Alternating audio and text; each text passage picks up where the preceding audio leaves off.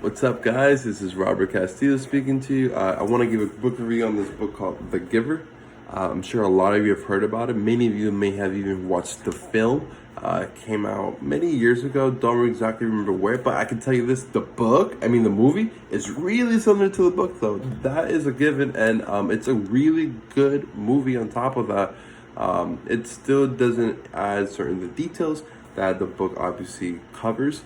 As we see that happen all the time in movies, in both books and movies. But I do recommend reading the book. I read this book originally in 2005 when I had this as a assigned reading course for English back in the day. This has been over 15 years. I've read this book about 3-4 times since then. Saw the movie 2-3 times. It's a great book that simply explains how much we should learn to enjoy the simple things in our life. Because in the book, everything is black and white. There's no emotions. Everything's dull. There's nothing crazy. Everything is very neutral. 50 shades of gray, 100 shades of gray.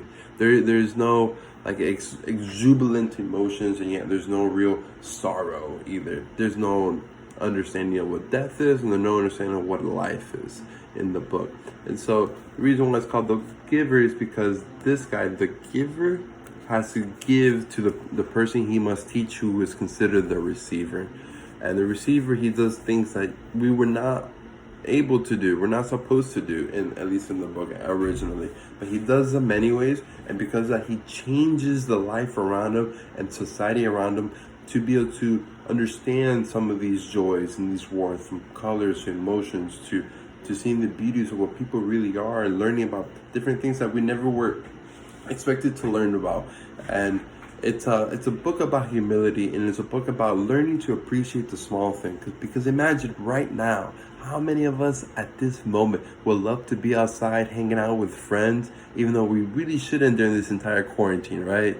All of us want to be outside. We even want to go back to work because things are too crazy right now. And so we've learned to appreciate the small things out of life. And this is what this book is really going to teach you about. That way, not only can you have the practical experience of what you're going through right now, but you also understand in a little bit more depth, in a metaphorical way, why this book is always so good to continue enjoying the simple things of life.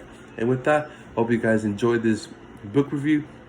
Like this video, share it, comment below, tell me what you think about the book The Giver, and tell me what else you want to learn about as the future goes on. Hope to hear from you guys soon. Bye.